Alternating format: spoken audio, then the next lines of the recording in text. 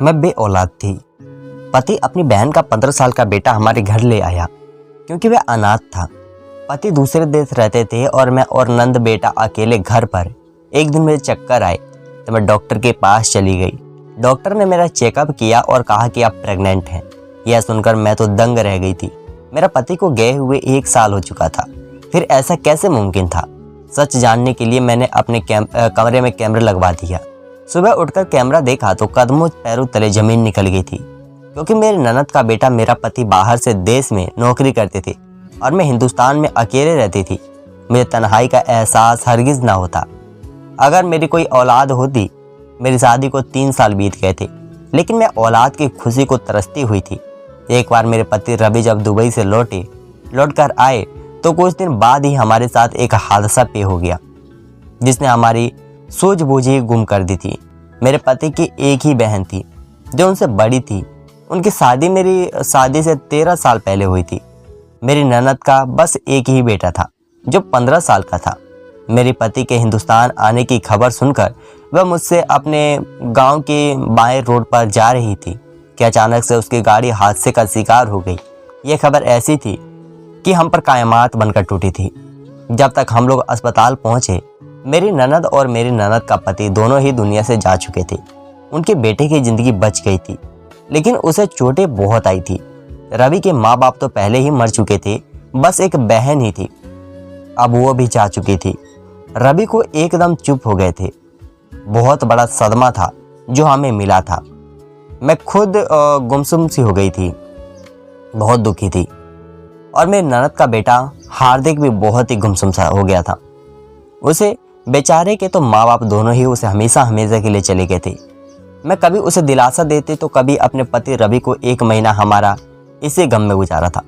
हार्दिक का हमारे अलावा ददिहाल में एक चाचा चाची थे। हार्दिक के चाचा को भी अपने भैया भाभी की मौत का बहुत दुख था।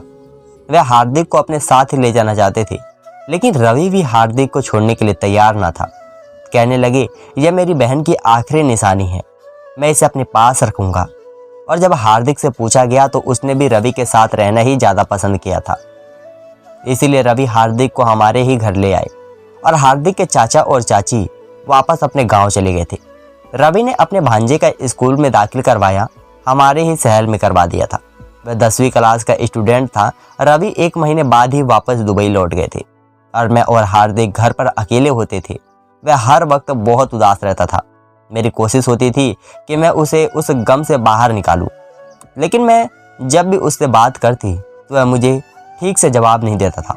उसका व्यवहार मुझे न जाने क्यों उकड़ा उकड़ा सा रहता था। हालांकि मेरा कोशिश यही होती कि वह मुझसे बात कर ले, मुझे अपनी माँ समझे। चलो इस बहाने मेरी ममता की और कमी भी पूरी हो जाएगी। लेकिन हार्दिक तो मुझे सीधे मुंह बात नहीं करता था। जब वह मुझसे खींचा खींचा रहता तो मैंने भी उसे उसके हाल पर छोड़ दिया और उसके बातचीत करना कम कर दी। एक बार मैं उसके कमरे में उसे खाने का पूछने गई तो वह फ़ोन पर किसी से बातें कर रहा था। मुझे देखकर उसे फ़ोन बंद कर दिया था। जब मैंने पूछा तुम किससे बात कर रहे थे तो कहने लगा अपने फ्रेंड से। वह घबरा रहा था, जैसे मैंने उसकी कोई चोरी पकड़ ली हो। मैंने कहा अगर खाना खा लो तो वह जाने क्यों मुझसे अपना मोबाइल छुपा रहा था। मुझे उस पर कुछ शक होने लगा। मैं अब अपनी टो में लग गई थी, लेकिन मुझे नहीं मालूम था मेरा यह कदम मुझे एक बहुत मुसीबत में डाल देगा। मैं रात को हार्दिक के कमरे में गई। वह सो रहा था। उसका मोबाइल ऑन करके देखा तो मेरी आंखें फटी की फटी रह गई थी, क्योंकि वहाँ तो ऐसी वीडियो और तस्वीर थी जो मुझे सर में से पानी पानी कर गई थी। वह इतनी सी उम्र में ऐसे ऐसी चीज़ें कैसे देख सकता था। मुझे यह जानकर बड़ा अफसोस हुआ था। उस पर गुस्सा भी बहुत आया था कि उसे शर्म नहीं आती यह सब कुछ देखते हुए। मैंने उसका मोबाइल लिया और उसके कमरे में रख दिया। अगले दिन हार्दिक बहुत परेशान था। शायद उसका मोबाइल ढूंढ रहा था। शायद शाम को मुझे पूछने लगा आपने मेरा मोबाइल कहीं देखा है। यह सुनकर मैंने उसे बुरी तरह से डांट दिया। मैंने कहा तुम्हारा मोबाइल मेरे पास है और जिस तरह मैं तुम वीडियो और तस्वीरें देखते हो भूल जाओ कि मैं तुम्हें मोबाइल दूंगी। मेरे सब तख्त शब्दों पर वह मुझसे कहर भरी नज़रों से घूरने लगा। मैंने उसे और भी ज़्यादा डांट दिया कि अगर तुम बाज नहीं आए तो मैं तुम्हारी शिकायत तुम्हारे मामा से लगा दूंगी। वह मुझसे मुंह से कुछ नहीं बोला, लेकिन मुझे जिन नज़रों से देख रहा था लगता था कि मुझे कच्चा ही दबा डालेगा। आंखें फाड़े मुझे घूर रहा था। बड़ा बेखौफ से निडर सा अंदाज था उसका। मैं भी कुछ परेशानियों का शिकार हुई थी उसके इस तरह के तेवर देखकर, लेकिन मैंने उसके सामने जाहिर नहीं किया था। वह खामोशी से अपने कमरे में चला गया। अब तो उसने एक नया तमाशा पकड़ लिया था। रात को खाने के बाद वह घर से बाहर चला जाता और फिर रात को देर से घर आता। जब मैं वजह पूछती तो बिना जवाब दिए ही अपने कमरे से बाहर चला जाता। मुझे उसके इंतजार के देर तक जानना पड़ता था। बात यही तक सीमित नहीं थी, वह तो मुझे हद से ज़्यादा परेशान करने लगा था। सुबह स्कूल जाते हुए अपना पूरा कमरा बिगाड़ के जाता था। हर वक्त कोई ना कोई मेरे लिए काम बढ़ा कर रहता था। मैं खाना बनाते तो वह हर खाने में कमी निकालता रहता।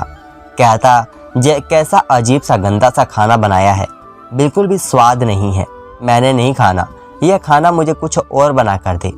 मैं तो उसकी हरकतें सहते सहते तंग होने लगी थी। मैं अगर उसे कभी बाजार जाने का कह देती तो कुछ सामान ले आओ, तो वह साफ इनकार कर देता कि मैं नहीं जाऊंगा। मैं तो हार्दिक की हरकतों से तंग सी आ गई थी। अजीब लड़का था, जिद्दी और आइडियल टाइप का। मेरी बात मानना तो दूर, सुनना भी गवारा नहीं करता था। और एक बार तो हद ही हो गई थी। मैं रात को नींद से जागी प्यासी की वजह से मेरा गला सूख रहा था। जब मैं पानी पीने बाहर हॉल में आई तो हार्दिक टीवी लगाए एक बेहुदा से अंग्रेजी मूवी म्यूट करके देख रहा था। साथ में सिगरेट भी पी रहा था। उसे शायद मेरे कमरे से बाहर आने की उम्मीद ना थी, इसलिए बेफिक्र था। लेकिन मुझे देखकर एकदम से नर्वस होकर खड़ा हो गया। सिगरेट वाला हाथ उसके एकदम से पीछे कर लिया। लेकिन मैं सब कुछ देख चुकी थी। गुस्से के मारे मेरा बुरा हाल था। यह लड़का तो दिन ब दिन बिगड़ता ही जा रहा था। मैं उसके पास आकर खड़ी हो गई और उसे गुस्से से कहने लगी कि अपना हाथ आगे करो, क्या है तुम्हारे हाथ में। वह भी एकदम एडिट बना खड़ा रहा था और मुझे इग्नोर करता रहा। जब मैं दोबारा पूछा तो बड़ी ही बदतमीजी से बोला, आप कौन होती है मुझसे पूछताछ करने वाली। मुझे गुस्सा आया था और मैंने एक जोरदार थप्पड़ उसके मुंह पर दे मारा और उसके हाथ को पकड़कर सिगरेट छीनकर जमीन पर फेंक दी, बुझा दी। फिर सिगरेट से टीवी ऑफ किया।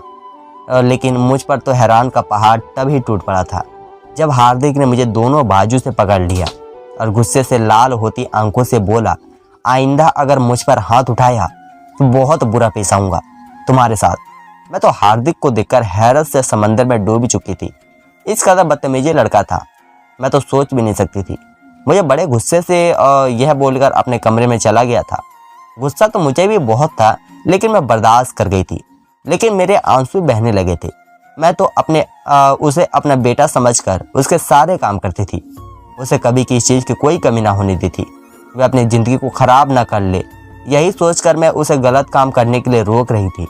अगर मैं आज उसके मुंह पर थप्पड़ मारा था तो एक माँ की हैसियत से मारा था, ताकि उसके आने वाली ज़िंदगी ख़राब ना हो। लेकिन शायद वह मुझे माँ समझता ही ना था। जब उसकी माँ और बाप का देहांत हुआ था और रवि उसे घर ले आए थे तो मैंने उसे अपनी माँ की ममता देनी चाहिए थी। उसका एडमिशन शहर के सबसे अच्छे स्कूल में करवाना चाहिए था। उसकी हर ख्वाहिश पूरी करनी चाहिए थी। लेकिन उस लड़के की तो बदतमीजी ही ख़त्म नहीं हुई थी। मैंने उसे कमरे में लाकर रवि से फ़ोन पर बात की। मैंने हार्दिक की सारी हरकतें, सारी बदतमीजियों उसे बता दी। वह कहने लगे कि तुम मेरी कल मुझसे बात करवा देना। मैंने कहा, हार्दिक ने यही रवैया रखना है तो इसका इंतजाम कहीं और करा दे। रवि ने कहा कि मैं उसे खुद समझा लूँगा, तुम चिंता मत करो। लेकिन जब मैं अपनी बात पर डटी रही कि रवि बात समझने को तैयार कोशिश करे, हार्दिक हद से ज़्यादा बिगड़ चुका है, उसे सख्ती की ज़रूरत है, तो रवि मुझ पर ही गुस्सा करने लगे कि दोबारा मुझसे मुँह से यह बात कभी मत कहना कि मैं हार्दिक को अकेला छोड़ दूंगा। वह मेरी जिम्मेदारी है। अभी बच्चा है, थोड़ी बहुत बदतमीजी कर जाता होगा, फिर मैं बिन माँ बाप का है, थोड़ा सा सहना पड़ेगा, लेकिन धीरे धीरे वह खुद ही ठीक हो जाएगा। रवि की बात सुनकर मुझे दुख हुआ था। मेरी बात समझने के बजाय वह हार्दिक की सपोर्ट कर रहे थे। हालांकि मैं भी नहीं चाहती थी कि हार्दिक को इस तरह अकेला छोड़ दिया जाए, लेकिन मजबूरी थी। जब तक उसे जमाने की कठिनाइयाँ सहने को ना मिलती थी वह सही रास्ते पर नहीं आ सकता था। खैर, मेरा अब रवि से कुछ भी कहना बेकार था। मैं रवि से बस इतना ही कहा कि आप हार्दिक को समझाइए और वह दोबारा मुझसे बदतमीजी ना करे। अगले दिन मैंने रवि को फ़ोन करके और हार्दिक के कमरे में गई। वह बेड पर ही बैठा था। मुझे कमरे से आते देखकर वह गुस्से से घूरने लगा। मैंने फ़ोन उसकी तरफ बढ़ा दिया। मैंने कहा उसके मामा से बात करो। यह कहकर मैं उसके कमरे से बाहर आ गई थी। किचन में जाकर खाना बनाने लगी। 15-20 मिनट बाद वह किचन में आया था। मेरे फ़ोन मेरे सामने रख दिया। उसके आंखें अभी भी लाल थी, नाक भी लाल था, आंखों में नमी थी। ऐसा लग रहा था खूब रोया हो। मैंने दिल में सोचा कि रो धो के उसके रवि से मेरी बुराइयां की होगी और रवि को भी इस पर विश्वास आ गया होगा। लेकिन मुझे हैरत उस वक्त हुई जब वह बहुत ही धीरे से बोला, मामी मुझे माफ़ कर दें, मैं आगे से आपके साथ बदतमीजी नहीं करूँगा, आई एम सॉरी। यह कहकर वह किचन से बाहर निकल गया। कुछ देर तो मैं उसे हैरत से उसे जाता देखती रही। मुझे तो अपने कानों पर विश्वास ही नहीं आ रहा था कि हार्दिक मुझसे माफ़ी मांगेंगे। मैंने खाना बनाकर टेबल पर रख दिया। हार्दिक ने बड़े ही प्यार और तमीज़ से खाना खाया था और खाने के बाद अपने बर्तन किचन में लेकर आकर खुद धोने लगा। मैं तो परेशान सी हो गई थी। ऐसा भी रवि ने उसे क्या कह दिया था कि वह एकदम ही तीर की तरह सीधा हो गया था। दूसरा हैरत का झटका मुझे उस समय लगा जब शाम के समय पर मुझसे पूछने लगा, मामी मैं बाजार जा रहा हूँ, कुछ मंगवाना हो तो मुझे बता दे। मुझे बहुत खुशी हुई थी। हार्दिक के इस बदले हुए व्यवहार पर तो मैं सुधर गया है। मैंने रात को उसकी पसंद का खाना बनाया था ताकि उसका मूड भी ठीक हो जाए। मेरी कोई उससे पर्सनल दुश्मनी नहीं थी। मैं तो बस मैं यह चाहती थी कि वह उल्टे सीधे काम ना करे और अपनी ज़िंदगी खराब ना करे। अब हार्दिक मेरे साथ हल्की फुल्की बातें भी कर लेता था। अगर उसे कोई सब्जेक्ट में मुश्किल होती तो मुझसे पूछ भी लेता था। मेरा व्यवहार उसके सामने ठीक होता चला गया। सब कुछ ठीक होता चला रहा था। मैं जब वह रात को मेरे लिए एक जूस लेकर आया था, कहने लगा, मैं यह आपके लिए लाया हूँ, आप इसे पियेंगी तो आपका अच्छा लगेगा। मैंने भी खुशी खुशी वह जूस पी लिया।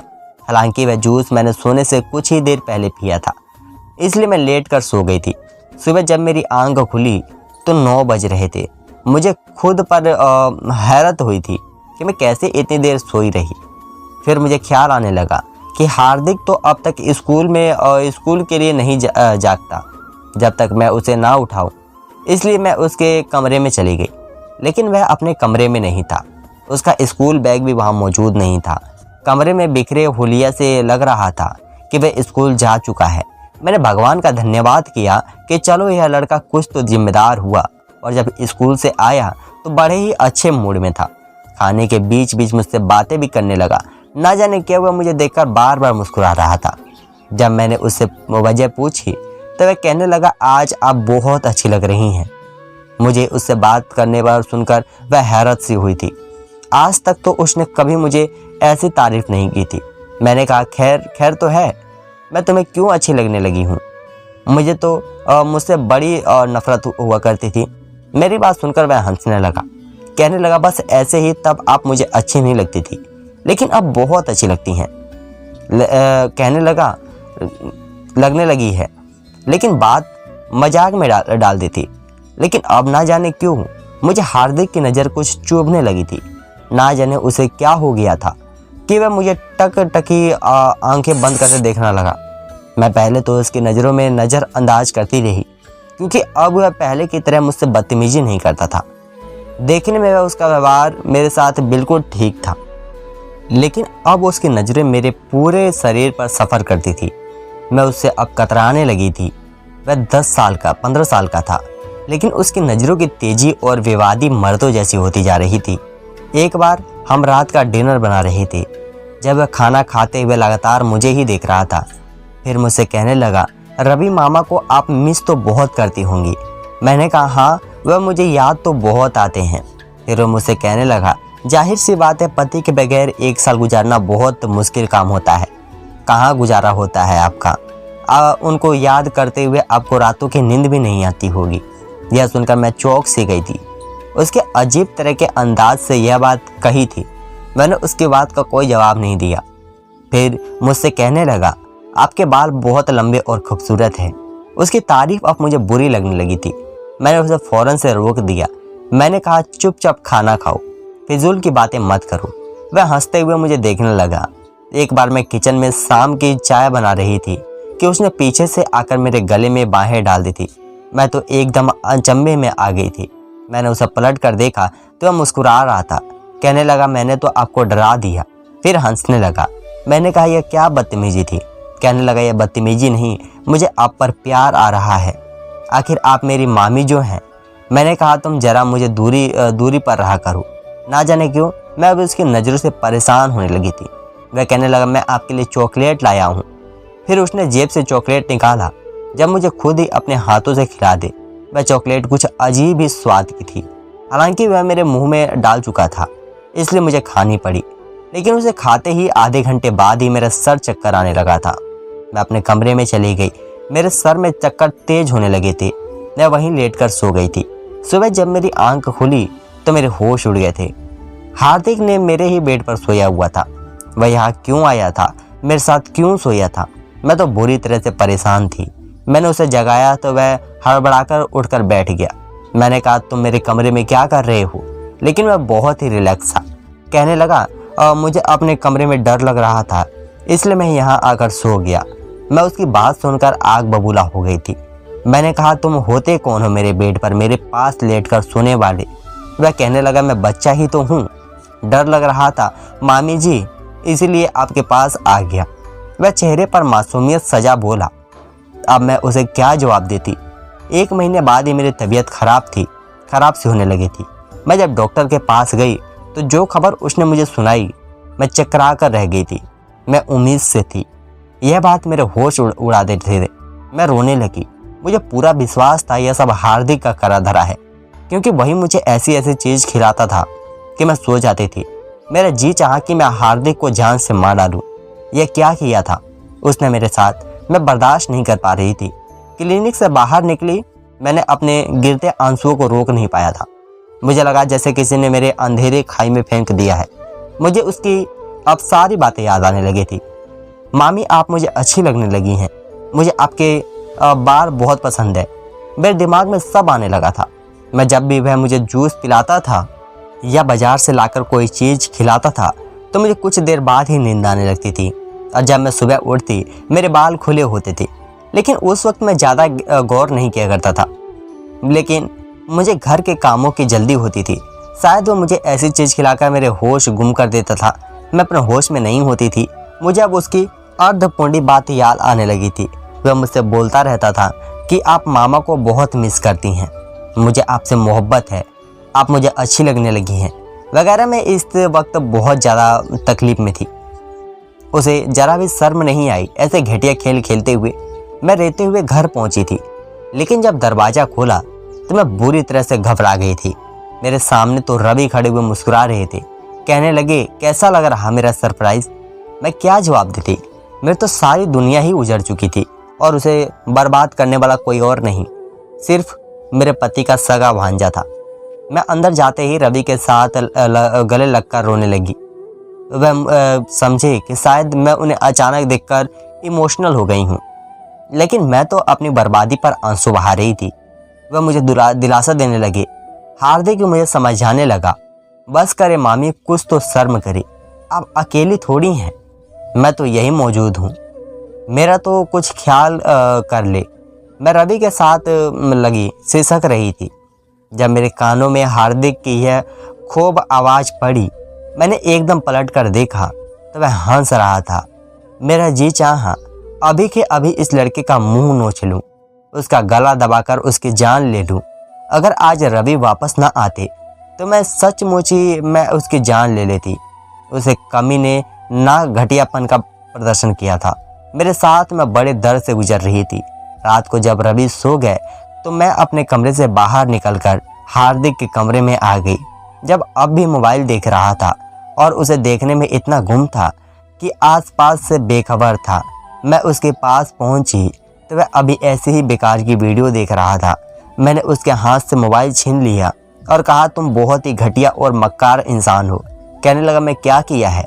मैंने कहा, तुमने मेरे साथ जो खेल खेला है तुम अच्छी तरह जानते हो। मैंने उसकी रिपोर्ट उसके मुंह पर मारी थी। उससे वह मेरी रिपोर्ट तो बेशर्मों की तरह मुस्कुराने लगा। फिर बोला, यह उस थप्पड़ का जवाब है जो आपने मेरे मुंह पर मारा था। आपने कैसे सोच लिया था कि मैं आपके हाथ से थप्पड़ खाऊंगा और खामोश बैठ जाऊंगा? आप होती कौन है मुझ पर हाथ उठाने वाली? मुझे मेरे कामों में रोकने वाली। वह गुस्से से बोल रहा था। मैं रोने लगी। मैंने कहा, मैंने तो तुम्हारा भला सोचा था हार्दिक कि तुम बुराई से बच जाओगे, इसलिए तुम्हें बुरे कामों से रोकती थी। वह हंसने लगा, कहने लगा, मुझे आप शुरू से ही अच्छी लगती थी, लेकिन जब मामा यहाँ से चले गए तो मेरा दिल बार बार उसके करीब आने के लिए मचलता था, लेकिन फिर भी मैं आपसे दूर रहने की कोशिश कर रहा था। लेकिन आप हर वक्त मुझ पर नज़र रखती थी। फिर मुझे आप पर गुस्सा आने लगता था। आप मुझे बिल्कुल बच्चों की तरह ही ट्रीट करती थी और यह सब मुझे अच्छी नहीं लगती थी, क्योंकि मैं बच्चा नहीं था। और जब आपने मुझे थप्पड़ मारा, मुझे यह सब बर्दाश्त नहीं हुआ था। उसके बाद आपने मेरी मामा से शिकायत भी कर दी थी। मुझे यह भी बर्दाश्त नहीं हुआ था, इसलिए मैंने आपके साथ यह ड्रामा रचाया था और आपको बहाने से यह जूस पिला दिया। मेरा इरादा आपके साथ बस एक पाप करने का था, लेकिन मुझे रोज़ इस चीज़ की इच्छा होने लगी थी। मुझे आपकी आदत लग चुकी थी। मेरी नज़रें आप पर बदलने लगी। उसकी बातें मुझे दर्द दे रही थी। ऐसा लग रहा था जिससे अंदर ही अंदर मेरी जान कोई खींच रहा है। इससे पहले मैं उसे और कोई जवाब देती, हार्दिक के कमरे का दरवाज़ा खुला था। सामने रवि गुस्से से खड़े थे। उन्हें देखकर तो हम दोनों ही जी जान निकल गई थी। रवि गुस्से से अंदर दाखिल हुए और हार्दिक को मनाने लगे और पहले ही रो रही थी। रवि ने हार्दिक को बहुत मारा था। मैं बहुत ज़्यादा डरी हुई थी कि कहीं रवि मेरे ऊपर भी हाथ ना उठा दे। रवि ने मुझसे गुस्से से कहा कि तुम अपने कमरे में जाओ। मैं यहाँ से निकल गई। रात भर रवि मेरे पास नहीं आए थे। मैं रोते रोते सो गई थी। जब सुबह आंख खुली तो रवि हार्दिक का सामान बंद उसे बाहर ले गए। फिर शाम को ये वापस लौटे थे। मुझसे कहने लगे, मैं हार्दिक का हॉस्टल में दाखिला करवा दिया है और उसके चाचा को भी बता दिया है कि हार्दिक अपनी बाकी की पढ़ाई हॉस्टल में रहकर करेगा। बाकी की जिम्मेदारी अब उसके चाचा ही उठाएंगे। मुझे माफ़ कर दो आरती, मुझे नहीं मालूम था मेरा सगा भांजा तुम्हारे साथ ऐसा भी कर सकता है। मैं रोने लगी। कुछ दिन बाद ही रवि ने मेरा ऑपरेशन भी करवा दिया था। मुझसे माफ़ी भी मांगी थी। उसके बाद मुझे छोड़कर दुबई नहीं गए थे। कहने लगे, अब मैं तुम्हें छोड़कर कहीं नहीं जाऊंगा। मैं दोबारा कभी हार्दिक की शक्ल भी नहीं देखी थी। समय धीरे धीरे गुजरता गया और मैं अपने दुखों को भूलने लगी। और इस हादसे को 2 साल बाद भगवान ने मेरी सुनी थी और हमें एक प्यारा सा बच्चा दिया था। बेटे को पाकर मैं और रवि का प्यारा सा बच्चा दिया था। बेटे को पाकर मैं और रवि बहुत खुश हुए थे। जिंदगी की पुरानी करवाहटें को भूलकर हम एक नई जिंदगी की शुरुआत कर चुके थे।